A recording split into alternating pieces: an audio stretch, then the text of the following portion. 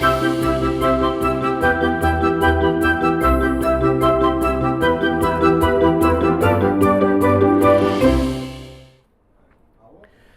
मैं हूं संदीप ग्रोवर और मनी9 की खास श्रृंखला मनी मास्टर में आपका बहुत बहुत स्वागत है। हमारी इस खास श्रृंखला में हम बाजार के दिग्गज मार्केट एक्सपर्ट से चर्चा करते हैं और उनसे ये जानते हैं कि शेयर बाजार में आपको अपनी निवेश की रणनीति कैसे बनानी चाहिए जिससे आपको मुनाफा कमाने में मदद मिले। चार्ट्स पर उभरती रेखाएं क्या बता सकती हैं कि बाजार में कब तेजी या गिरावट आने वाली है? क्या बाजार की एक कैंडल से ये पता चल सकता है कि निवेशकों के मन में क्या चल रहा है? क्या बाजार के इतिहास की रोशनी में भविष्य के अनुमान लगाए जा सकते हैं? ये सब कुछ संभव है टेक्निकल एनालिसिस की दुनिया में, और इसी दुनिया की एबीसीडी सिखाने के लिए मनी मास्टर की श्रृंखला में आज जो एक्सपर्ट हमारे साथ जुड़ रहे हैं वो है रेलिगेयर ब्रोकिंग के वीपी रिसर्च अजीत मिश्रा जी। आपको बता दें कि अजीत मिश्रा जी का शेयर बाजार में 17 साल से ज्यादा का अनुभव है और इनकी बाजार के उन एक्सपर्ट्स में गिनती होती है जो बाजार को चार्ट्स के माध्यम से पढ़ने में महारत हासिल कर चुके हैं। तो चलिए चार्ट्स की दुनिया को या बेसिक्स ऑफ टेक्निकल एनालिसिस को समझते हैं आज के शो में। अजीत सर, मनी मास्टर की श्रृंखला में आपका बहुत बहुत स्वागत है। धन्यवाद अपना कीमती समय देने के लिए। शुक्रिया संदीप सर, मेरा पहला सवाल आपसे बहुत ही बेसिक है कि आखिर ये टेक्निकल एनालिसिस होती क्या है सर? देखिए संदीप, मार्केट को पढ़ने के लिए आपके पास बहुत सारे टेक्निक्स हैं और जो मेजर तीन जो इस पे हम बात करते हैं, इस पे फोकस होता है। पहला फंडामेंटल्स, जहाँ पे कि आप चेक करते हैं कंपनी की बैलेंस शीट्स क्या है, पीएनएल क्या है, उसके कैश फ्लोज कैसे हैं, और आप एक लंबी अवधि के लिए उसके बेसिस पे आप एक अंदाजा लगाते हैं। सेकंड आता है टेक्निकल एनालिसिस। तो अगर आप किसी भी चीज को, मैं इसके लिए बहुत क्लियरली बोल रहा हूँ, किसी भी चीज को जिसको आप प्राइस फॉर्म में प्लॉट कर सकते हैं, एक ग्राफ फॉर्म में प्लॉट कर सकते हैं, उसको एनालाइज करके एक अंदाजा लगाना कि किस तरीके की पॉसिबिलिटी मूव की हो सकती है आने वाले टाइम पे, ये टेक्निकल एनालिसिस है। तो इसमें चाहे कोई इंडेक्स हो, इसमें चाहे कोई कमोडिटी हो, इसमें चाहे करेंसी हो, चाहे इक्विटी हो, कोई भी इंस्ट्रूमेंट जिसको हम प्राइस को इसको प्लॉट कर सकते हैं ग्राफिकल फॉर्मेट में, उसको रीड करके एनालाइज करके बताना। और सबसे इम्पोर्टेंट ये देखिए, एक मिसकंसेप्शन है लोगों के दिमाग में कि ये एक भविष्य के बारे में बताने की जैसी चीजें हैं। तो बेसिकली कुछ सेट पैटर्न्स होते हैं जिसको एक टेक्निकल एनालिस्ट रीड करता है और उसके बेसिस पे एक अजम्पशन लगाते हैं कि ये एक पॉसिबिलिटी है कि इस तरीके का मूव हो सकता है आने वाले फ्यूचर में, कंसिडरिंग कि पास्ट में जब ऐसा हुआ था तो इस तरीके की चीजें हुई थी। तो ये एक बेसिक प्रमाइस है टेक्निकल एनालिसिस का। देन वी हैव डेरिवेटिव्स, जहां पे कि आप देखते हैं कि ऑप्शंस, फ्यूचर एंड ऑप्शंस के डेटा के बेसिस पे आप एनालाइज करते हैं। तो technical analysis in a very simple term कि प्राइस को एक ग्राफिकल फॉर्म में रीड करना ही टेक्निकल एनालिसिस है। ठीक है, तो किसी भी कमोडिटी के, इक्विटी के, करेंसी के या किसी भी इंडेक्स के अगर आप प्राइजेस को एक ग्राफिकल फॉर्म में या एक चार्ट के फॉर्म में अगर स्टडी कर सकते हैं तो उसे आप टेक्निकल एनालिसिस कह सकते हैं। बहुत ही सिंपल आसान शब्दों में टेक्निकल एनालिसिस हमें अजीत साहब ने समझाया। सर, टेक्निकल एनालिसिस किस तरह के सौदों के लिए सबसे बेहतर है? क्या ये ट्रेडिंग के लिए बेहतर है, स्विंग कॉल्स के लिए, या तो फिर लॉन्ग टर्म इन्वेस्टिंग के लिए सबसे अच्छा है?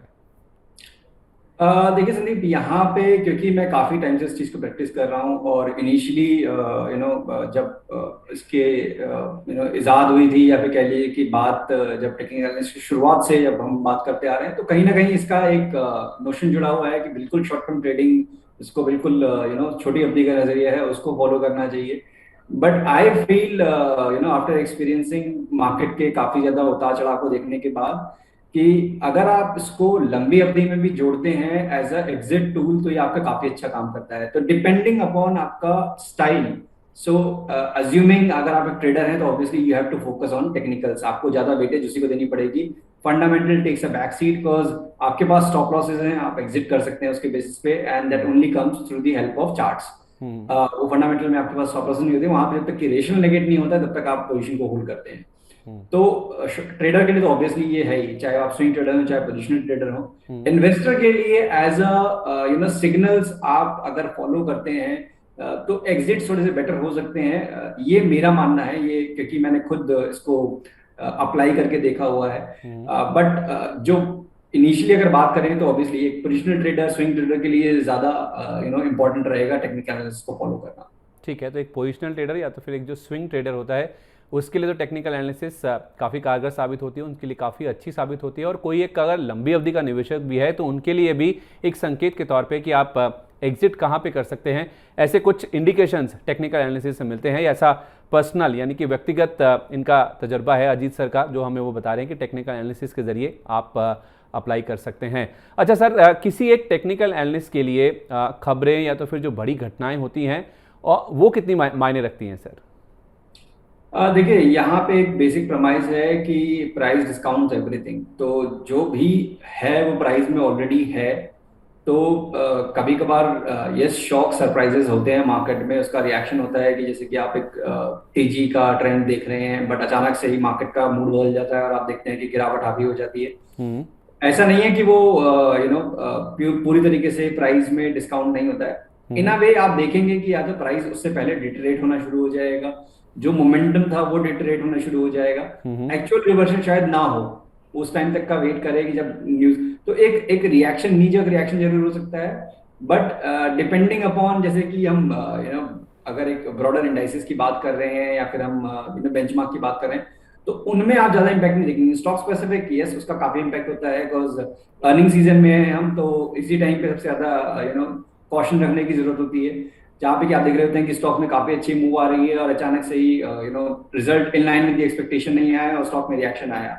तो ये कुछ एक फैक्टर जरूर होते हैं। साथ ही साथ कोई बड़ी न्यूज जैसे कि कोविड हिट हुआ या फिर ग्लोबल मेल्टडाउन हुआ, तो उसमें आपको इंडिकेशन जरूर मिलते हैं। बट हाँ, फर्स्ट हैंड पे आपको देखने पड़ते हैं, प्राइस में वो चीजें नहीं आएंगी। वो आपको जो इंडिकेटर्स होते हैं टेक्निकल एनालिसिस में, वो आपको इंडिकेशन देते हैं कि कहीं ना कहीं ट्रेंड डिटोरेट हो रहा है, जो इस साइड का भी मूव है वो डिटोरेट हो रहा है और आपको देखने की जरूरत है, और आपको थोड़ा सा कॉशन रखने की जरूरत है। बिल्कुल, खबरें काफ़ी ज़्यादा मायने रखती हैं टेक्निकल एनालिस्ट के लिए। काफ़ी सारे इंडिकेटर्स होते हैं, उन इंडिकेटर्स के बारे में अजीत सर मैं आपसे आगे समझूंगा भी कौन से इंडिकेटर्स होते हैं जो आपको बताते हैं कि ट्रेंड रिवर्सल होने वाला है, ट्रेंड बदलने वाला है।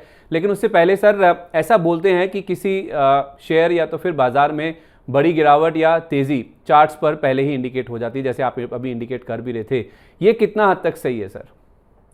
देखिए, ये सिर्फ बहुत जो टेक्निकल एनालिस्ट को फॉलो करते हैं वो समझ पा रहे होंगे इस चीज को, जो मैं कहने वाला हूँ कि जब आप कोई भी चीज करने वाले हैं, खासतौर से मैं इंस्टीट्यूशनल इन्वेस्टर की बात कर रहा हूँ, हमारी मार्केट में उनका काफी ज्यादा प्रभाव रहता है। तो वो हमारी तरह नहीं कि एक छोटी सी क्वांटिटी उनको बाय करनी है, उनको लंबी अवधि तक एक्यूमुलेट करना पड़ता है, डिस्ट्रीब्यूट करना पड़ता है। तो जिस तरीके से वो टाइम लेते हैं, ड्यूरिंग द मंथ्स वो बाय करते जा रहे हैं, बाय करते जा रहे हैं, तो वो कहीं ना कहीं एक प्राइस पैटर्न फॉर्म होगा। सिमिलरली जब वो डिस्ट्रीब्यूट करते हैं, जब उनको बेचना होता है तो दे डिस्ट्रीब्यूट, वो एक गो में सेल नहीं करते, और अदरवाइज प्राइस क्रैक हो जाएंगे और उनका नुकसान काफी ज्यादा हो जाएगा। तो ये सारी चीजें आपको प्राइस में दिखती हैं कि आप कितने लेवल के चार्ट्स को फॉलो कर रहे हैं उसके बेसिस पे। ऑब्वियसली इंट्राडे और इन सब चीजों में तो आपको विपशॉस आप प्ले कर रहे हो, मींस स्पेकुलेशन को ट्रेड कर रहे हो। बट अगर आप लंबी अवधि में देखें तो आपको बिल्कुल क्लियर अंदाजा लगता है कि किस तरीके के बिगर मूव्स आने वाले हैं मार्केट में। तो वो बिल्कुल क्लियरली आप टेक्निकल एनालिसिस को अगर सही से रीड करते हैं तो आप बता सकते हैं। ठीक है, तो अगर सही से कोई रीड करता है टेक्निकल एनालिसिस के जरिए, तो जब बाजार में या तो किसी शेयर में जो बड़ा मूव आने वाला होता है वो पहले ही चार्ट्स पे नज़र आ जाता है। अच्छा सर, बहुत एक बेसिक सवाल ये है कि सपोर्ट और रेजिस्टेंस, इसको लेके मतलब आमतौर पे हम कई बार चर्चा करते हैं, ये क्या होते हैं और ये कितने महत्वपूर्ण होते हैं? देखिए संदीप जी, इसको मैं बहुत सिंपल शब्दों में समझाने वाला हूँ, मार्केट से थोड़ा सा अलग होके। सपोर्ट ये हुआ कि जैसे आपके हाथ में एक गेंद है, एक बॉल है, जिसको आप फ्लोर पे अगर थ्रो करते हैं और वो बाउंस करती है जिस एरिया को, जिस फ्लोर पे टच करके, वो आपका सपोर्ट हो गया। और वही उस बॉल को अगर आप ऊपर रूम में बैठे हैं और उसको उछालते हैं तो सीलिंग को टच करके आता है और फिर वो नीचे आ जाता है, तो वो आपका रेजिस्टेंस हो गया। तो सीलिंग आपका रेजिस्टेंस हो गया और जो बॉल जहां से टच करके बाउंस कर रही है वो आपका सपोर्ट हो गया। तो जहां पे भी आप देखेंगे कि गिरते हुए मार्केट में बाइंग इंटरेस्ट इमर्ज होता है, बहुत सारे लोग आपको मिलेंगे जो कि केवल without the use of technical software उनको पता होता है कि इस लेवल के अराउंड पे बाइंग आएगी। क्यों? क्योंकि पास्ट में भी इन लेवल्स के पास पे मार्केट ने सपोर्ट लिया था या स्टॉक ने सपोर्ट लिया था। तो ब्रॉडली जहां पे भी आपका बाइंग इमर्ज हो वो आपका सपोर्ट है। जहां पे आपको देखते हैं कि डिस्ट्रीब्यूशन होता है या फिर जहां पे पास्ट में रेजिस्टेंस लिया है, रेजिस्टेंस जहां पे सेलिंग प्रेशर आया है, वो आपका रेजिस्टेंस एरिया होता है। चलिए ठीक है, जहाँ पे आपको बाइंग इंटरेस्ट दिखता है लोअर लेवल्स पे, वो एक सपोर्ट के तौर पे होता है, और जहाँ डिस्ट्रीब्यूशन या तो फिर बिकवाली दिखती है वो एक रेजिस्टेंस लेवल के तौर पे आप देख सकते हैं किसी शेयर, करेंसी या फिर आप इंडेक्स की बात करें तो। अच्छा सर, ये तो सपोर्ट और रेजिस्टेंस की बात हो गई, इसके साथ साथ टेक्निकल एनालिसिस में मूविंग एवरेजेस का भी काफ़ी ज़्यादा महत्व है, और ये कितने इंपॉर्टेंट होते हैं, खासतौर पे 10, 20, 50, 200 ये एवरेज सबसे ज़्यादा चर्चा में रहते हैं, थोड़ा इनके बारे में भी समझाइए सर। देखिए, मूविंग एवरेजेस कुछ ज्यादा नहीं है, बेसिकली आपको ट्रेंड बताते हैं कि किस तरीके का ट्रेंड में मार्केट है। और जब हम बात करते हैं मल्टीपल मूविंग एवरेजेस की, तरफ जितना टाइम कम छोटा होता जाएगा उतना शॉर्टर ड्यूरेशन के लिए आप ट्रेंड के लिए एक अंदाजा लगाने के लिए उसको यूज कर रहे हैं। तो जैसे कि 10 दिन का अगर आप यूज कर रहे हैं तो आप 2 हफ्ते में किस तरीके का ट्रेंड रहा है मार्केट में, बिकॉज 5 दिन मार्केट ट्रेड करती है, तो 10 दिन आपके लास्ट 2 वीक के एवरेज को। तो बेसिकली ये होता क्या है, टू बी प्रिसाइज, कि बहुत सारे टाइप के होते हैं इसमें, बेसिकली सिंपल, वेटेड, एक्सपोनेंशियल। मैं सिंपल मूविंग एवरेज की अगर बात करूं, जैसे कि अगर आपका लास्ट 10 दिन में जो भी कोई स्टॉक, इंडेक्स, कोई भी इंस्ट्रूमेंट जो ट्रेड हुआ उसके प्राइस को आप ऐड करते हैं, डिवाइडेड बाय 10 करते हैं, तो जो वैल्यू आती है वो 11th डे पे आप उसको प्लॉट कर देते हैं एज ए एवरेज। और जिस तरीके से आपका ये प्राइस एक्शन आगे बढ़ता जाता है, उस तरीके से आपकी एवरेज चेंज होती जाती है। लास्ट 10 दिनों को आप पिछले वाला दिन ही करें, फर्स्ट को हटा देंगे आप, उसके बाद सेकंड से शुरू हो जाएगा और 11th तक रख लेंगे। तो एक इन अ वे एक लाइन फॉर्म होती है जो कि बताती है कि प्राइस एक्शन ऊपर की तरफ होगा ऑब्वियसली, तो आपको मूविंग एवरेज ऊपर की तरफ जाते हुए नजर आएगी। यहाँ पे आप देखेंगे एक रेंज में ट्रेड कर रहा है तो आपको मूविंग एवरेज फ्लैट होते हुए नजर आएंगे। जहीं पे आप देखेंगे कि प्राइस में अब नीचे गिरावट की तरफ आनी शुरू हो गई है, तो ये भी आपको एक उसी तरीके के सिग्नल देगा। तो जब हम बात करते हैं खासतौर से 200 दिन की और 100 दिन की, तो बेसिकली 200 दिन सबसे इंपॉर्टेंट ये है। एक अगर आप फर्स्ट टाइम स्टार्ट कर रहे हैं टेक्निकल एनालिसिस को समझने के लिए, 200 दिन का एक्सपेंशन मूविंग एवरेज लगाइए, ज्यादा कुछ एक्सपेरिमेंट मत करिए।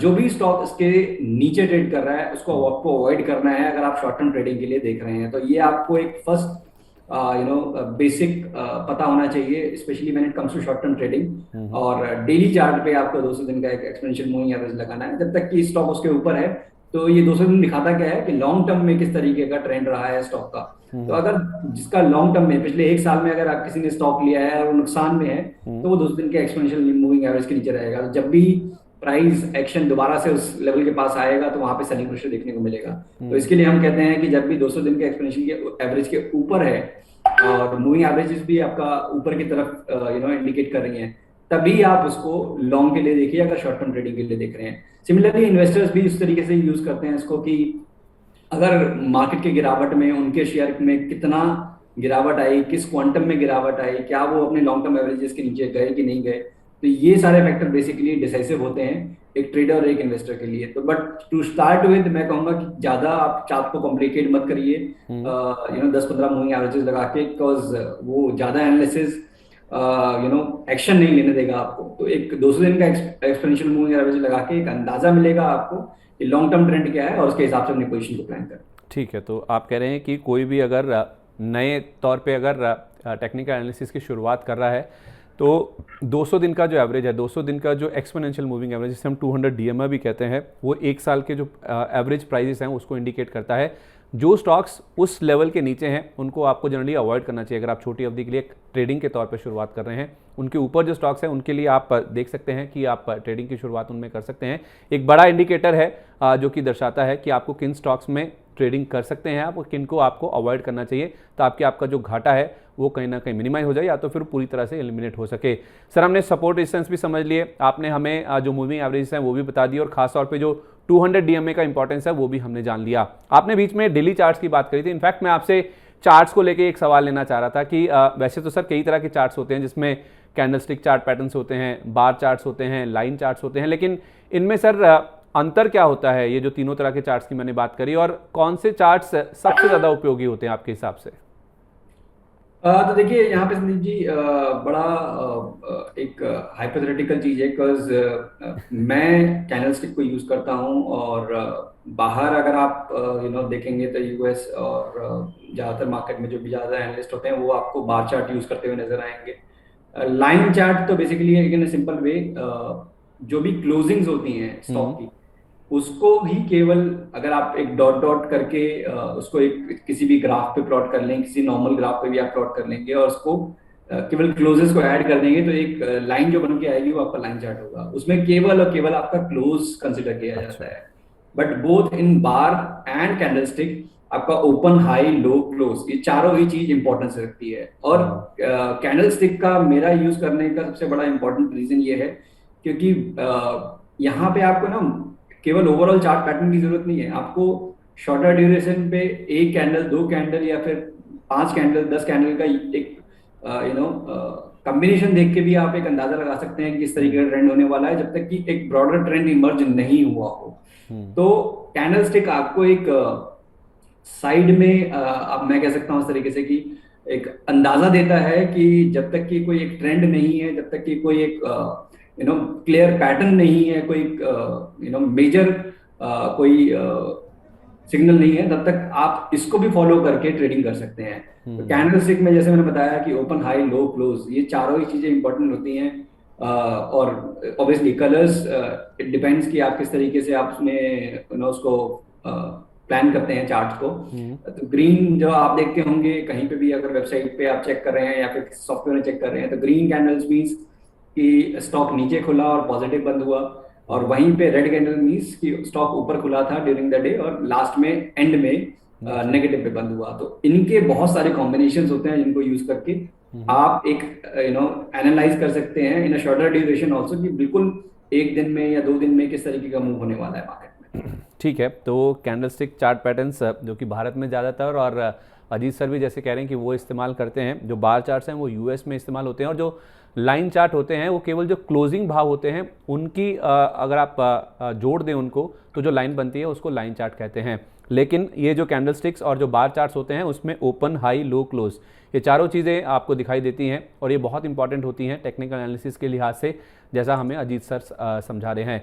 सर, एक बहुत ही फेमस कह सकते हैं कि एक विषय है जिसे हम फिबोनाची या कुछ लोग फिबोनाकी भी बोलते हैं। ये जो फिबोनाकी रिट्रेसमेंट है, ये टेक्निकल एनालिसिस की दुनिया में बहुत फेमस टर्म है, तो ये कितना महत्वपूर्ण है, और थोड़ा इसके बारे में हमारे दर्शकों को समझाइए।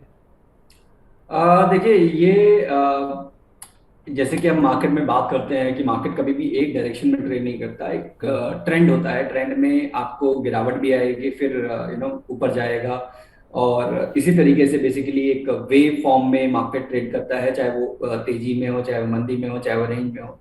तो फिबोनाची आपको एक रिट्रेसमेंट्स या फिर एक्सटेंशन, 2 तरीके से आप इसको लगा सकते हैं। एक इंडिकेटर है जो बेसिकली आपको बताता है कि जो पहला लाइन ऑफ सपोर्ट क्या होगा, डिपेंडिंग कि जब पास्ट में ये पूरा मूव हुआ था, लेट्स से कि आप 18,600 पे हैं इंडेक्स में और 15,200 का जो लो बनाया निफ्टी ने, तो अगर आप इस दोनों लेवल को जोड़कर एक फिबोनाची रिट्रेसमेंट प्लॉट करेंगे, तो आपको बताएगा वो कि पहला लेवल ऑफ रेजिस्टेंस मार्केट का जब वो रिकवरी दिखाएगा तो वो कहाँ पे फेस करेगा। तो ये बेसिकली जो ये प्रिंसिपल है वो इजाद किया गया था कि हमारे सराउंडिंग में या फिर साइंस में बहुत सारी चीजों में आप इस चीज का एक कॉमनैलिटी देखेंगे कि कोई भी चीज इन्हीं लेवल्स के अराउंड पे ही जाके सपोर्ट या रेजिस्टेंस लेती है। तो जो इसमें लेवल्स हैं, चाहे वो 23% का हो, फिर 50%, फिर 78 पॉइंट समथिंग, तो इस तरीके के लेवल्स बेसिकली इसमें प्री डिफाइंड है। तो जब भी रिकवरी आएगी या फिर जब भी स्टॉक गिर रहा है तो कहाँ पे सपोर्ट ले सकता है, तो उसको हम आइडेंटिफाई करने के लिए इस टूल का यूज करते हैं कि शायद फर्स्ट लाइन ऑफ डिफेंस ये होगा, 23% पे जाके रुकेगा या 50% पे। तो इसमें एक एजम्पशन ये होता है कि 50% से ज्यादा अगर स्टॉक रिट्रेस कर गया अपने हाई से एज पर दी फिबोनाची रिट्रेसमेंट, तो उसमें चांसेस ऑफ रिकवरी बहुत डल हो जाएंगी। यहीं पे अगर स्टॉक केवल 23% अपना फिबोनाची रिट्रेसमेंट पे आके रिकवर कर जाता है, तो it means the trend is intact और यहाँ से आपको तेजी बढ़ते हुए मिलेगी। सिमिलरली डाउन ट्रेंड में भी इसी तरीके से कि अगर 50% रिकवर नहीं कर पाता है तो दोबारा से ट्रेंड नेगेटिव साइड पे रिज्यूम हो सकता है। तो ब्रॉडली आप एक तरह से सपोर्ट एंड रेजिस्टेंस के टूल की तरह ही फिबोनाची रिट्रेसमेंट को यूज करते हैं। ठीक है, तो सपोर्ट और रेजिस्टेंस के एक टूल के तौर पे ही फिबोनाची रिट्रेसमेंट जो है उसका इस्तेमाल होता है। इसमें कुछ लेवल्स होते हैं, जैसे सर हमें बता रहे हैं कि 23%, 50%, इन लेवल्स तक अगर स्टॉक रिकवर होता है या गिरता है तो इसके अलग अलग मायने हैं जो कि हमें सर बता रहे हैं, इनको आपको ध्यान में रखना होता है। सर हमने सपोर्ट रेजिस्टेंस समझ लिया, हमने जो कुछ और इंडिकेटर्स हैं, हमने फिबोनाची के बारे में भी समझ लिया, लेकिन कुछ और इंडिकेटर्स भी होते हैं। वैसे तो कई तरह के इंडिकेटर्स होते हैं टेक्निकल एनालिसिस में। अगर 2 या 3 बहुत अहम जो इंडिकेटर्स होते हैं उसका सेट बनाना है तो वो कौन से होंगे? मतलब कि कुछ आसान हो, जो सबकी समझ में आ सकें और जो इंपॉर्टेंट भी हों, ऐसे 2-3 इंडिकेटर्स बताइए। देखिए, ये संदीप जी बड़ा हाइपोथेटिकल है, बिकॉज मैं अगर किसी चीज को यूज कर रहा हूँ तो जरूरी नहीं है कि शायद वो आपके लिए बेनिफिशियल हो। बट एक ब्रॉडली जो मैं कहता हूँ कि एक इम्पॉर्टेंट है एक इन्वेस्टर के लिए, एक ट्रेडर के लिए जानना, वो मूविंग एवरेजेस बहुत इंपॉर्टेंट है मेरे हिसाब से। जब तक कि आप एक ट्रेंड के बारे में आप प्राइस देख के भी जान जाते हैं, बट आपको कहीं ना कहीं थोड़ा सा अपना एक अंदाजा लगाना पड़ता है। बट मूविंग एवरेज लगाने के बाद आप प्लॉट कर देते हैं तो एटलीस्ट आपका काफी काम हल्का हो जाता है। आप एक स्कैन करने में कि मेरे को कौन से स्टॉक्स में ट्रेड करना है। आज के टाइम पे जैसे 200 स्टॉक्स अवेलेबल हैं एफएनओ में, तो अगर मैं एक अपने काम को आसान करना है, अगर मैं एक मूविंग एवरेज प्लॉट कर देता हूं तो मुझे जिन स्टॉक में भाई वो 200 डीएमए ईएमए के नीचे है उनको मैं ट्रेड नहीं करूंगा लॉन्ग साइड पे, तो आपका काम आसान हो गया। तो ये एक ऐसा टूल है जो कि काफी हद तक मेरे हिसाब से कारगर है। उसके अलावा सबसे इम्पोर्टेंट जो मेरे तजुर्बे में मैं कह सकता हूँ, थोड़ा बहुत जितना भी एक्सपीरियंस है मुझे, सबसे इम्पोर्टेंट प्राइस एक्शन और वॉल्यूम एक्शन है। तो देखिए, जो प्राइस में जो भी मूवमेंट हो रही है, अगर वो वॉल्यूम में सेम कंफर्मेशन नहीं हो रही है तो थोड़ा सा ध्यान रखने की जरूरत है। मींस अगर तेजी आ रही है बट वॉल्यूम्स नहीं आ रहे हैं स्टॉक में, तो थोड़ा ध्यान रखिए कि हो सकता है कि वो फेलियर हो जाए, ब्रेकआउट या जो मूव है वो फिजल आउट हो जाए। तो दूसरा इंडिकेटर मेरे हिसाब से वॉल्यूम पे आपको जरूर फोकस होना चाहिए। केवल प्राइस मत देखिए कि स्टॉक भाग रहा है, उस भागने में कितना वॉल्यूम आ रहा है, किस तरीके से पार्टिसिपेशन है, वो काफी इंपॉर्टेंट होता है।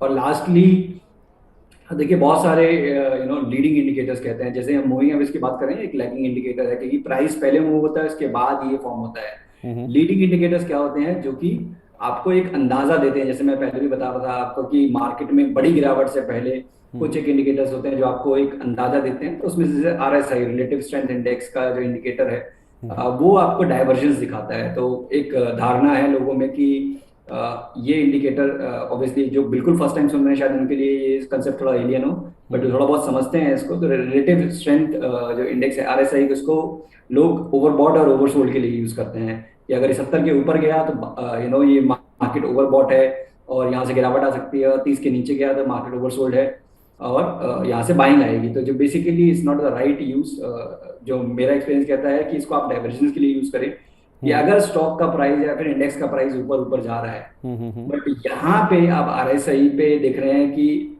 इसने अपने लोअर हाइज बनाने शुरू कर दिए हैं, मींस आपका इंडिकेटर में वो सेम चीज रिफ्लेक्ट नहीं कर रहा है जो कि प्राइस रिफ्लेक्ट कर रहा है।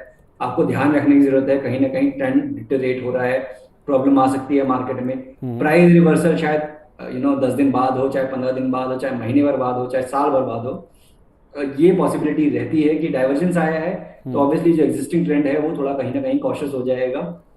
फिर उसके बाद हम यूजुअली क्या देखते हैं, या तो वो स्टॉक या इंडेक्स रेंज बाउंड हो जाता है या फिर वहां करेक्शन आती है, तो वो सेम ट्रेंड मेंटेन नहीं होता। उसके बाद फिर आप देखते हैं कि RSI भी सेम मूव को रिज्यूम कर लेती है। तो ये 3 इंडिकेटर टू स्टार्ट विद अगर आप करते हैं तो।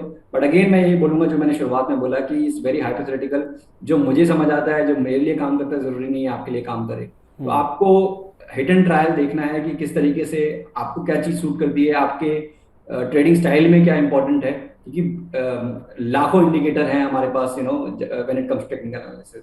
तो आपको ट्रेडिंग स्टाइल में क्या चीजें चाहिए सपोर्ट करने के लिए, वो इंपॉर्टेंट है।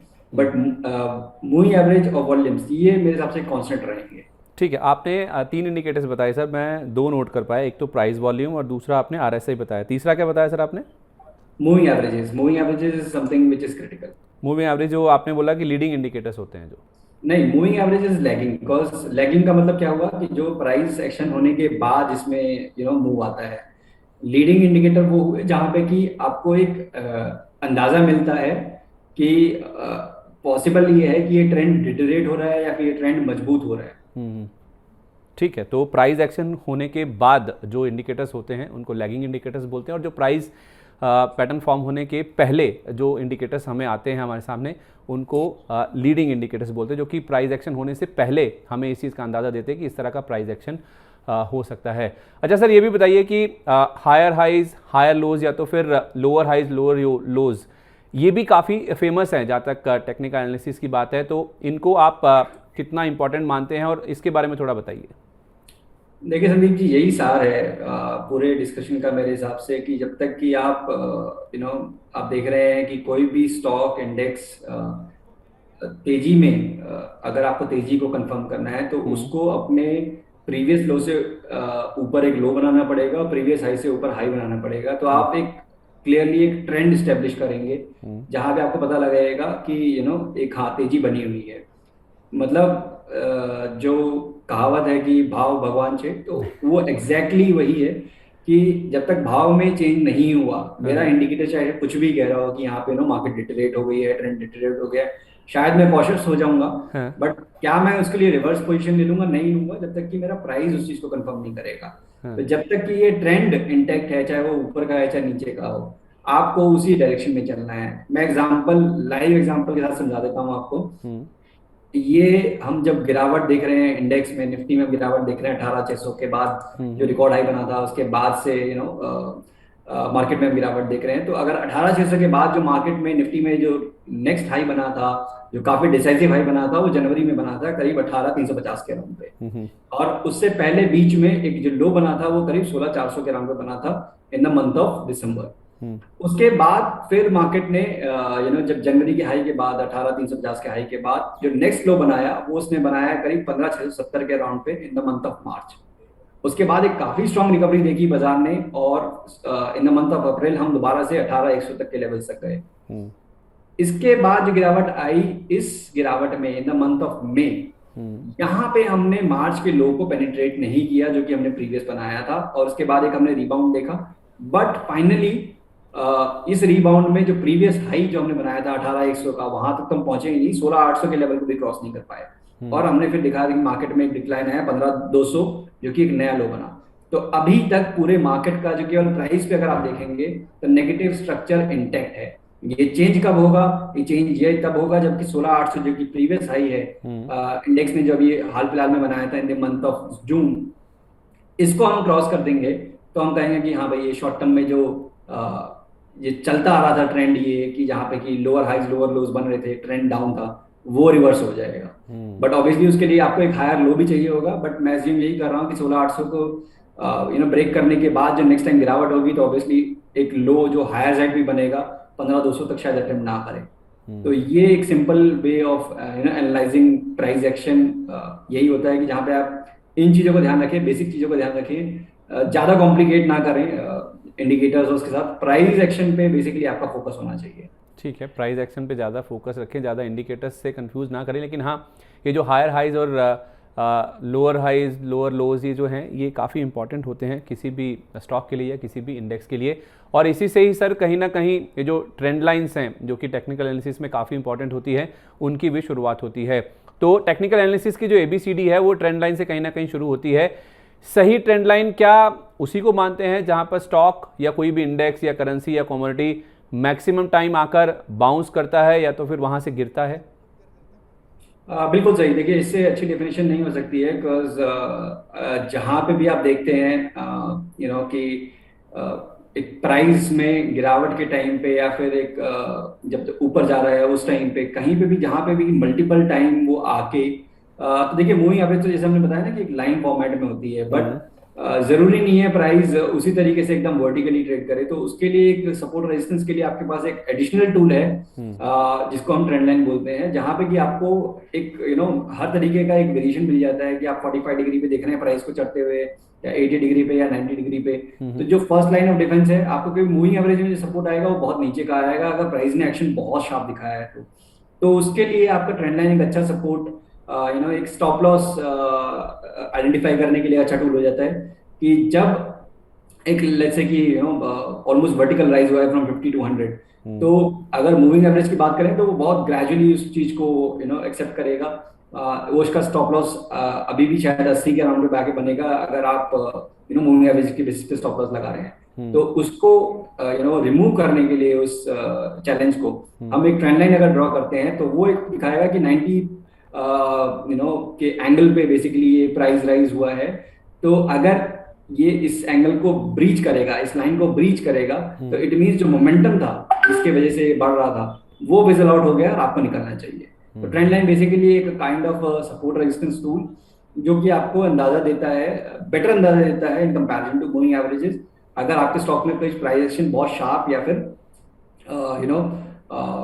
एक बहुत कम टाइम में हुआ है। तो ठीक है, तो आप कह रहे हैं कि ट्रेंड लाइन भी हमें सपोर्ट और रेजिस्टेंस के बारे में बताता है, मूविंग एवरेजेस भी हमें सपोर्ट और रेजिस्टेंस के बारे में बताते हैं, लेकिन ट्रेंड लाइन एक बेटर टूल है, एक अच्छा इंडिकेटर है जहाँ तक मूविंग एवरेज की बात है, स्पेशली उन केसेस में जब किसी शेयर या किसी इंडेक्स या किसी कमोडिटी में बहुत शार्प मूव्स आते हैं, बहुत छोटी अवधि में बहुत ऊपर या नीचे की ओर मूव आते हैं। तो उस केस में जो ट्रेंड लाइन है वो आपको फिर सपोर्ट या तो फिर रेजिस्टेंस ढूंढने में या आइडेंटिफाई करने में ज़्यादा बेहतर मदद करते हैं as compare to moving averages. मैं सही समझाऊं सर?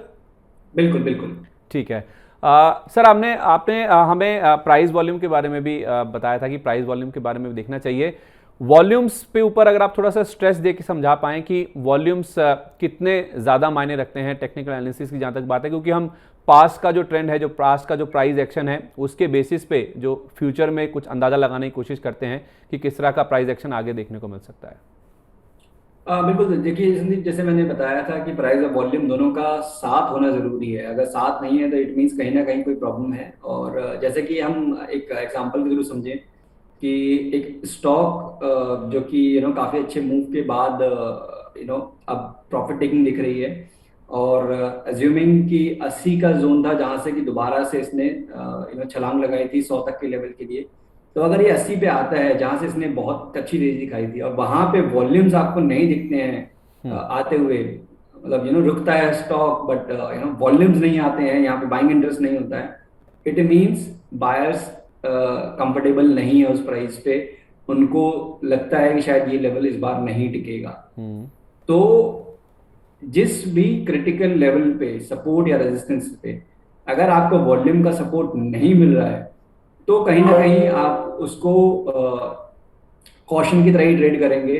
जैसे कि बहुत बार ऐसा होता है बहुत सारे ट्रेडर्स पूछते हैं कि सर ब्रेकआउट आया बट वो फेल क्यों हो गया। क्यों? क्योंकि इसके लिए फेल हो गया क्योंकि जिस तरीके का प्राइस एक्शन के साथ वॉल्यूम का जो पार्टिसिपेशन चाहिए था, जो लोगों का पार्टिसिपेशन चाहिए था, वो नहीं हुआ और उसकी वजह से फेलियर हुआ। तो पैटर्न फेलियर्स बेसिकली वॉल्यूम ना होने की वजह से ज्यादा होते हैं, कि जहाँ पे कि आप देखते हैं कि शायद उन लेवल्स पे इनको बाय करना जम नहीं रहा जिसने लास्ट टाइम पे उन्होंने देखा कि बाय किया था, बट उस तरीके की बाइंग आई नहीं। सिमिलरली शॉर्ट साइड पे भी। तो जब तक कि मेजर जो एरियाज हैं आपके रिवर्सल के, तो अगर वहां पे वॉल्यूम का पार्टिसिपेशन नहीं है, तो इट मींस उस चीज को रिलाय करना उस ट्रेंड को, वो थोड़ा सा गलत हो जाता है। तो वॉल्यूम को बेसिकली आप इस तरीके से मान के चलिए, किसी भी ट्रेंड को कंफर्मेशन के लिए अगर वो कंटिन्यू करेगा, तेजी कंटिन्यू करेगी, तो मेजर ब्रेकआउट के बाद आपका वॉल्यूम बढ़ना चाहिए। सिमिलरली डिक्लाइनिंग में जब वो गिर रहा है, तो फिर जब भी नया शॉर्टिंग पाइवट फॉर्म हो, तो उस टाइम पे डिक्लाइन के टाइम पे बढ़ना चाहिए।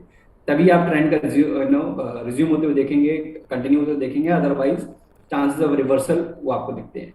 ठीक है, तो कोई भी ट्रेंड जब आप एनालाइज करते हैं प्राइस पैटर्न का, तो उस पर रिलाई करने के लिए उसके प्राइजेस के साथ साथ वॉल्यूम्स का होना बहुत ही इंपॉर्टेंट है, चाहे वो ऊपर की ओर हो चाहे वो नीचे की ओर हो। तो उससे कहीं ना कहीं आप ये मान के चल सकते हैं कि जो ट्रेंड आप जिसे एनालाइज कर रहे हैं वो आगे चलते हुए बरकरार रहेगा या तो फिर नहीं रहेगा। अच्छा सर, आपसे बातचीत करते करते ही ये आपने एक टर्म यूज़ किया था ब्रेकआउट, और उसका जो ऑपोजिट है फिर ब्रेकडाउन, थोड़ा उसके बारे में समझा दीजिए। देखिए, ब्रेकआउट और ब्रेकडाउन कुछ नहीं, जस्ट कि अज्यूमिंग एक कोई भी स्टॉक है जो कि एक रेंज में ट्रेड कर रहा है, लेट्स से 80 से 100 के बीच में। तो अब अगर वो 100 के ऊपर जाता है तो हम उसको ब्रेकआउट कहते हैं, अगर वो 80 के नीचे आ जाएगा तो वो ब्रेकडाउन हो गया। तो ये बहुत सिंपल टर्म्स में कि एक रेंज का ईदर साइड ब्रेक, चाहे वो ऊपर जा रहा है तब, चाहे नीचे आ रहा है तब, इस तरीके से आप ब्रेकआउट और आपको उसको ब्रेकआउट को आप कहते हैं। ठीक है।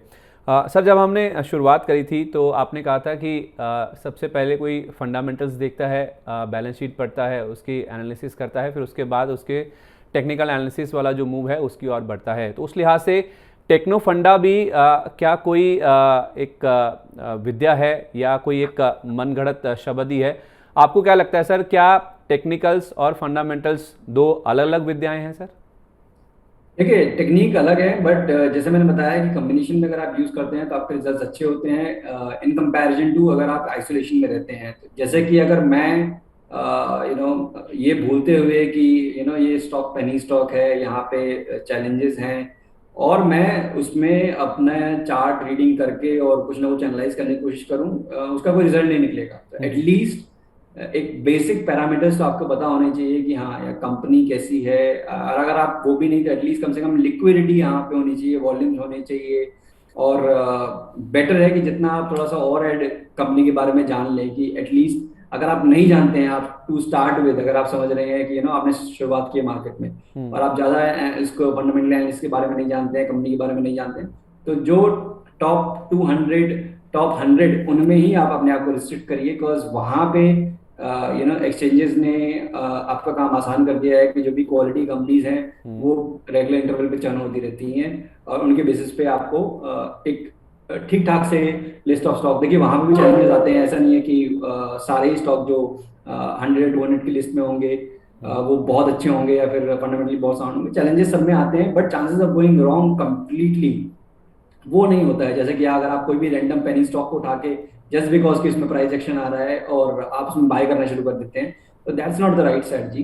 तो अगर आप ये बेसिक फंडामेंटल, एटलीस्ट की कंपनी क्या करती है, एक मार्केट कैप कितना है उसका, ये थोड़ी सी चीजें अगर आप अपने एनालिसिस में ऐड करते हैं तो आप एक बेटर रिजल्ट, एक consistent result I would rather से। क्योंकि शॉर्ट टर्म में तो देखिए, जब मार्केट तेज होती है तो सब चीजें चलती हैं, सब चाहे वो कचरा भी क्यों ना हो, वहां पे भी आप देखते हैं मुंह आते हुए। बट जब भी मार्केट एक फेज में आती है कि हाँ भाई अब हाई टाइम है कि क्वालिटी को केवल अप्रोच करना है, तब आप देखते हैं कि उन तरीके के स्टॉक्स में जब मार्केट बढ़ भी रही होती है वहां पे गिरावट आ रही होती है। तो थोड़ा सा अगर आप इन चीजों को, हाइजीन को ऐड कर लेंगे, तो वो आपका एक कंसिस्टेंसी बनाने में, लॉन्ग टर्म में आपको सस्टेन करने में मार्केट में इजी हो जाएगा। दोनों चीज़ें इंपॉर्टेंट है। हाइजीन की जहाँ तक बात है, अच्छे स्टॉक्स को आइडेंटिफाई करने के लिए अगर आप ज़्यादा फंडामेंटल्स के ऊपर तवज्जो नहीं भी देते हैं तो कम से कम आप टॉप 100 या टॉप 200 जो कंपनीज हैं, क्योंकि वो फंडामेंटली अच्छी मानी जाती हैं, एक क्राइटेरिया सेट होता है, एक समय समय के बाद उसमें चेंजेस होते रहते हैं, इंडेक्स में सेमी एनुअल हो या तो फिर क्वार्टरली हो, वो चेंजेस होते रहते हैं, तो उस लिहाज से वो अच्छी कंपनियां होती हैं। तो फंडामेंटल्स का भी अपना एक अलग इंपॉर्टेंस है, और दोनों चीज़ों को आप साथ में लेके चलें तो ज़्यादा बेहतर होगा। जो रिजल्ट्स आएंगे, जो रिटर्न्स आपके बनेंगे, वो शायद बेहतर साइड पे हो सकते हैं अगर आप टेक्निकल्स को और फंडामेंटल्स को एक साथ लेके चलते हैं। तो सर, हमने काफ़ी सारे इंडिकेटर्स की बात करी है, जिसमें आपने हमें RSI की बात करी, कुछ और भी मूविंग एवरेज हमें समझाए, लेकिन बहुत सारे ऐसे टर्म्स होते हैं जिसमें इचिमोकू, बॉलिंजर बैंड, MACD, ये थोड़ा इनके बारे में भी हमारे दर्शकों को बताइए कि ये क्या होते हैं, कितने महत्वपूर्ण होते हैं ये। देखिए संदीप, जैसे मैं बता रहा था कि टू स्टार्ट विद, जब मैंने शुरुआत की थी तो मैं भी बहुत एक्सपेरिमेंट करता था बहुत सारे इंडिकेटर्स के, चाहे चाहे वो बॉलिंजर बैंड, चाहे इकोमोची चार्ट हो, चाहे वो MACD हो। आपको इंडिकेटर से ज्यादा आपको ये चीज कंफर्म होनी चाहिए कि आपका टाइम होराइजन क्या है। आप डे ट्रेडर हैं, आप एक पोजिशनल ट्रेडर हैं, उसके हिसाब से आप सेलेक्ट करेंगे। तो देखिए, जैसे जस्ट फॉर द एग्जांपल से कि जैसे बॉलिंजर बैंड उनके लिए हेल्पफुल है जो कि ढूंढते हैं कॉन्ट्रैक्शन, मींस जहां पे कि कंजेशन हुआ है प्राइस में, और उसके बाद फिर एक स्पर्ट, इधर साइड एक स्पर्ट देखने की पॉसिबिलिटी है। तो बॉलिंजर बैंड जब भी आप कंप्रेस हो जाएगा, एक बेसिकली बैंड होता है जो कि प्राइस एक्शन के दोनों साइड पे आपको दो लाइनें नजर आएंगी और एक मिडिल लाइन नजर आएगी जो कि स्टैंडर्ड डेविएशन को इंडिकेट करता है। तो जब भी ये बैंड नैरो होता है, तो कुछ लोग इसको एक ट्रेडिंग टेक्निक की तरह भी यूज करते हैं कि जब भी वो बैंड कंप्रेस हो जाएगा उसके बाद इधर साइड जो मूव आएगा वो काफी शार्प होगा। तो वॉलेटिलिटी को बेसिकली आप ट्रेड करते हैं using the Bollinger band. Similarly इकोमोची चार्ट्स जो होते हैं वो आपको सपोर्ट और रेजिस्टेंस बताते हैं कि ये जोन जो है वो रेजिस्टेंस का जोन है अगर प्राइस के ऊपर है, और उसके नीचे है, और अगर similarly vice versa in the case of support. और MACD इज लाइक सेम, जो मैंने बताया कि मूविंग एवरेजेस के कन्वर्जन डाइवर्जेंस के बारे में बताता है, but it's more important like rather knowing multiple आपको जो इंडिकेटर्स, आपको पहले अपने ट्रेडिंग स्टाइल को डिफाइन करना पड़ेगा और उसके हिसाब से फिर आप चूज करेंगे, आप सर्च करेंगे कि भाई मैं पोजीशन ट्रेडिंग में हेल्प करने वाला इंडिकेटर कौन सा है, फिर आप उस इंडिकेटर के बारे में पढ़ेंगे, आपको जमता है वो कि भाई हाँ ये मेरे को हेल्प कर रहा है मेरे चीजों को ईज करने में। बाकी तो देखिए मेन तो प्राइस एक्शन और वॉल्यूम ही है, ये सारी चीजें आपको कंफर्मेशन के लिए यूज होती हैं, चाहे चाहे मैं MACD की बात करूं, चाहे मैं RSI की बात करूं, ये केवल और केवल आपको कंफर्म करते हैं कि ट्रेंड में आपको बने रहना है या नहीं बने रहना है। बाकी सारा मेन काम प्राइस एक्शन का है और वॉल्यूम्स का है। ठीक है, तो प्राइस एक्शन और वॉल्यूम बहुत इंपॉर्टेंट है, बजाय इसके कि आप किसी MACD या किसी बॉलिंजर बैंड के ऊपर फोकस करें। सबसे पहली और सबसे महत्वपूर्ण बात तो ये है कि आप अपनी ट्रेडिंग स्टाइल जो है उसको आइडेंटिफाई करें कि आप किस तरह के ट्रेडर हैं जब आप टेक्निकल एनालिसिस का इस्तेमाल कर रहे हैं। क्या आप डे ट्रेडर हैं, पोजिशनल ट्रेडर हैं, स्विंग ट्रेडर हैं? तो अपना जो स्टाइल है पहले उसे आइडेंटिफाई कीजिए, और उसके बाद कई तरह के इंडिकेटर्स मौजूद हैं जो कि आपको कंफर्मेशन के लिए इस्तेमाल किए जा सकते हैं, उसके बारे में फिर आप पढ़ सकते हैं, लेकिन पहले अपनी जो ट्रेडिंग स्टाइल है उसको आप आइडेंटिफाई कीजिए। अच्छा सर, हमने टेक्निकल एनालिसिस के बारे में बहुत सारी बातचीत कर ली, थोड़ा बाजार के बारे में बताइए कि जो बाजार की दिशा है वो आपको फिलहाल कैसी नज़र आ रही है, अगर हम मध्यम या तो फिर लंबी अवधि के नज़रिए से देखें तो? हाँ, तो देखिए संदीप जी, जैसे एग्जाम्पल के टाइम पे ही मैंने बताया आपको कि अभी भी मार्केट में lower highs lower lows form हो रहे हैं, तो आई होप कि दर्शकों को भी इस चीज बहुत अच्छे से समझ आ गई होगी अब, कि जब तक कि 16,800 के लेवल जो कि हमने प्रीवियस हाई बनाया था इन दी मंथ ऑफ जून, जब तक हम उसको क्रॉस नहीं करते तब तक ये ट्रेंड रिवर्स नहीं होगा, शॉर्ट टर्म ट्रेंड रिवर्स नहीं होगा। तो बिल्कुल देखिए सिंपल है मार्केट को एनालाइज करना, ये होता है कि हम कॉम्प्लिकेट करते हैं चीजों को सो दैट कि ये बहुत ज्यादा वो लगे, बट सिंपलिसिटी के साथ अगर आप रीड करेंगे मार्केट को तो आपको अच्छे रिजल्ट्स मिलेंगे और खासतौर से आप एक्शन ले पाएंगे, दैट इज मोर इम्पोर्टेंट। तो मेरे हिसाब से तो देखिए 16,800 का लेवल इंपॉर्टेंट रहेगा, उसके ऊपर अगर आप जाते हैं तो मार्केट में शॉर्ट टर्म रिवर्सल होगा ट्रेंड का, मार्केट आपको 17,400 तक के लेवल्स के लिए भी दिख जाएगी, शायद उससे हायर 17,600 के लेवल्स भी आपको देखने को मिले एज पर दी ट्रेंड लाइन रेजिस्टेंस जो कि हमारा डेली चार्ट पे है। अगर आप टॉप पे जो तीनों हाईज हैं अगर उसको जोड़ देंगे एक लाइन के साथ तो आपको 17,600 17,800 तक के लेवल दिखाता है। तो बट फॉर टाइम भी मुझे लगता है 17,400 के लेवल्स आपको इंपॉर्टेंट रहेंगे।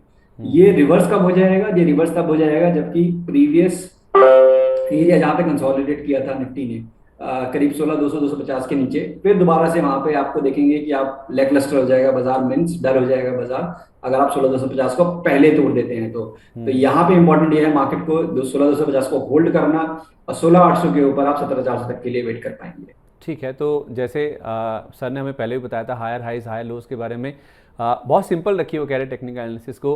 जो पिछला हाई था निफ्टी का जून महीने में जो बनाया था निफ्टी ने, वो 16,800 का था, वो लेवल आप पार होने देंगे तो फिर आपको समझ आएगा कि एक शॉर्ट टर्म जो ट्रेंड है वो कहीं ना कहीं रिवर्स होता हुआ दिखेगा, यानी कि निफ्टी जो है वो तेज़ी के ट्रेंड में छोटी अवधि के लिहाज से फिर से आता हुआ दिखेगा। वहीं नीचे में अगर आप देखें तो 16,200 250 ये लेवल्स के नीचे अगर निफ्टी जाता है तो फिर एक ट्रेंड नीचे की ओर रिवर्स होने के जो इंडिकेटर्स हैं वो कहीं ना कहीं समझ आएगा हमें, तो फिर जो निफ्टी की परफॉर्मेंस है वो थोड़ी सी डल या तो फिर लैकलस्टर होती हुई नजर आ सकती है। अच्छा सर, ये तो ब्रॉडली मार्केट्स की बात हो गई। अब अगर कुछ स्टॉक्स जो आपको चार्ट्स में काफ़ी मजबूत नज़र आ रहे हों और आप हमें ये भी बता सकें वो कौन से चार्ट्स पे देख के हम हमें बता रहे हैं मीडियम टू लॉन्ग टर्म के हिसाब से? हाँ, तो देखिए संदीप जी, मैं दो चीजें करूंगा इसमें कि पहला तो सेक्टर कि जिस सेक्टर पे आपके फोकस होनी चाहिए, तो देखिए ये इंपॉर्टेंट रहता है as a investor as a trader कि जब भी मार्केट एक गिरावट के दौर के बाद निकले तो कहाँ पे आपका नजर फोकस होना चाहिए। तो देखिए एक चीज बहुत इंपॉर्टेंट है, बहुत क्लियर है, शायद लोगों ने एनालाइज भी किया होगा, ऑब्जर्व भी किया होगा, बट समझा नहीं क्योंकि कोई पास्ट का एक्सपीरियंस नहीं है इस चीज के बारे में। जब भी मार्केट में एक गिरावट का दौर आता है एक तेजी के बाद, तो हमेशा हमेशा एक नए सेक्टर नए लीडर्स होते हैं। इस बार हमने उस तरीके की परफॉर्मेंस ऑटो और FMCG सेक्टर में देखी है। जब मार्केट का गिरावट का दौर भी था तब भी ऑटो इंडेक्स काफी पॉजिटिव तेजी दिखा रहा था। यहाँ पे कि M&M, Maruti, hero मोटोको, Bajaj auto, across the board आपने बाइंग आते हुए देखी। उसमें से कुछ एक स्टॉक तो जैसे 40% तक के गेन्स भी दे चुके हैं, स्टॉक अपने रिकॉर्ड हाई पे है। तो जो इस तरीके के इंडिकेशन होते हैं कि जो मार्केट की गिरावट के बावजूद भी जो स्ट्रेंथ दिखा रहे हैं, तो आप मान के चलिए आपका फोकस एरिया वही होना चाहिए कि जब भी market next time trend reverse करेगी, जब यहाँ से मार्केट में इंडेक्स में तेजी आनी शुरू होगी हाँ। तो ये लीड करेंगे। तो आपका फोकस एरिया एक नैरो हो गया कि जो पहले ही लीड कर रहे हैं उनमें स्ट्रेंथ बनी रहेगी। आपको वो नहीं आइडेंटिफाई करना है कि जो कि चले नहीं है, बिल्कुल 52 वीक लो पे है, हम उसमें से कुछ निकाल के लेंगे। वो एक्चुअली में मार्केट उस तरीके से नहीं देखता है। मार्केट हमेशा जो अच्छा कर रहा है उसी को ही अप्रोच करता है। तो ऑटो, एफएमसीजी, बैंकिंग, फाइनेंशियल्स, ये तो बहुत क्लियर नजर आ ही रहे हैं। साथ ही साथ कुछ एक थीम्स जैसे कि हम कभी कभार देखते हैं कि केमिकल्स में काफी अच्छा इंटरेस्ट इमर्ज होते हुए एक अच्छी करेक्शन के बाद, और या फिर आप कुछ एक रियलिटी काउंटर्स हैं जहां पे कि आप काफी अच्छा इंटरेस्ट इमर्ज हो रहा है। तो ब्रॉडली आपको इन 4-5 थीम्स पे फोकस करना है। अगर आप मीडियम टू लॉन्ग टर्म की मैं अगर बात करूं तो आपका फोकस एरिया यही होना चाहिए। उसके बाद अगर कुछ चेंज होगा इन द थीम देन अभी तक तो यही इंडिकेशन है कि ये सारे सेक्टर्स आपको लीड करते हुए नजर आएंगे। स्टॉक्स की बात करें तो देखिए स्टॉक्स में लीडर्स के साथ रही है मारुति, एमएनएम, ये अभी भी अपने रिकॉर्ड हाइस के पास ही है और यहाँ पे अभी भी स्ट्रेंथ बनी हुई है। ये कोई ट्रेडिंग रिकमेंडेशन नहीं है, तो इसके लिए प्लीज अपने फाइनेंशियल एडवाइजर जरूर लीजिएगा। और सिमिलरली अगर मैं एफएमसीजी स्पेस में बात करूं तो आईटीसी काफी लंबे अंडर परफॉर्मेंस के बाद अब वो ऑलमोस्ट अपने रिकॉर्ड हाइस के पास आ चुका है। तो वहां मुझे लगता है कि आउट परफॉर्मेंस कंटिन्यू रहेगी। सिमिलरली एचयूएल, डाबर, यहाँ पे मुझे काफी ज्यादा स्ट्रेंथ नजर आ रही है एज पर वीकली और मंथली चार्ट्स। मैं बिल्कुल शॉर्ट टर्म पे ज्यादा फोकस करता नहीं हूँ, बिकॉज वो कहीं ना कहीं आप नॉइज को प्ले कर रहे होते हैं, बिकॉज कि एवरी डे आप कुछ डेवलपमेंट होते हुए नहीं देखते हैं, जस्ट एक नॉइज होती है जिसको आप देख रहे होते हैं चार्ट में डेवलप होते हुए।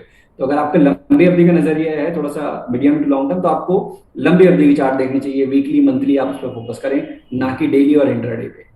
ठीक है, तो वीकली और मंथली चार्ट्स पे आप फोकस करें। अगर आप मीडियम टू लॉन्गर टर्म का नज़रिया बाजार पे लेके चल रहे हैं, कुछ सेक्टर्स पहले आइडेंटिफाई कीजिए। इसमें हमें ऑटो की बात बताई गई, एफएमसीजी, बैंकिंग, केमिकल्स, रियलिटी, कुछ ऐसे सेक्टर्स हैं जो कि काफ़ी अच्छे परफॉर्म किए हैं। कुछ ऐसे स्टॉक्स भी आइडेंटिफाई आपको करने चाहिए जो कि खराब बाजार में भी, कमज़ोर बाजार में भी, जिन्होंने अपनी लीडरशिप पोजीशन इंटैक्ट करी है। जब इंडेक्स में फिर बाद में तेज़ी आएगी, यही स्टॉक्स हैं जो शायद लीड करते हुए दिखेंगे। और उसमें कुछ नाम हमें बताए भी हैं अजीत सर ने, जिसमें एमएनएम है, मारुति, आईटीसी, एचयूएल, डाबर, ये कुछ ऐसे स्टॉक्स हैं जो कि काफ़ी मजबूत नज़र आ रहे हैं लॉन्गर टर्म के लिए, यानी कि वीकली और मंथली चार्ट के लिहाज से।